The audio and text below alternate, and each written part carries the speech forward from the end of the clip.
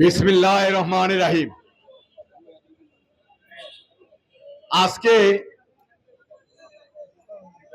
যার জন্য আয়োজন এই বিক্ষোভ সমাবেশের, যে তিলে তিলে এই দলের ছাত্রদল থেকে গড়ে ওঠা আমার রাজনৈতিক গুরু,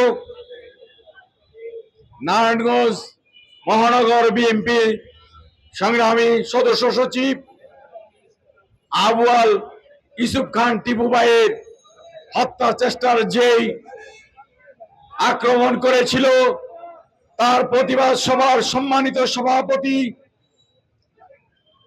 শ্রদ্ধাভাজন বড় ভাই অ্যাডভোকেট সাখাওয়াত হোসেন খান, উপস্থিত নারায়ণগঞ্জ মহানগর জেলা ও অঙ্গ সংগঠনের নেতৃবৃন্দ, আসসালামু আলাইকুম।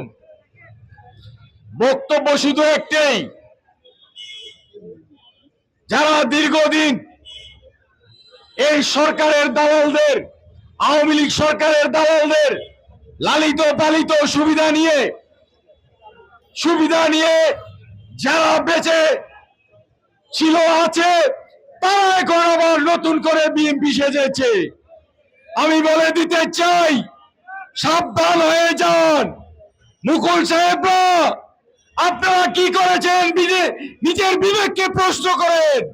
বিগত দিনে এক দলের জন্য কি করেছেন? কাউসারকে আমি বলে দিতে চাই, এই দলের সাথে বেইমানি করো না, অনেক সুবিধা নিয়েছো। সেজন্য বলতে চাই, দলের একটি সৎকর্মী থাকতেও তোমরা তোমাদের এই অন্যায় করে যেতে পারবে না। আমরা এ দলের একজন শহীদের কর্মী হিসেবে বলে দিতে চাই, আগামী দিনে আর দুঃসাহস দেখালে আমরা এর দাঁত ভাঙা জবাব দেবো ইনশাআল্লাহ।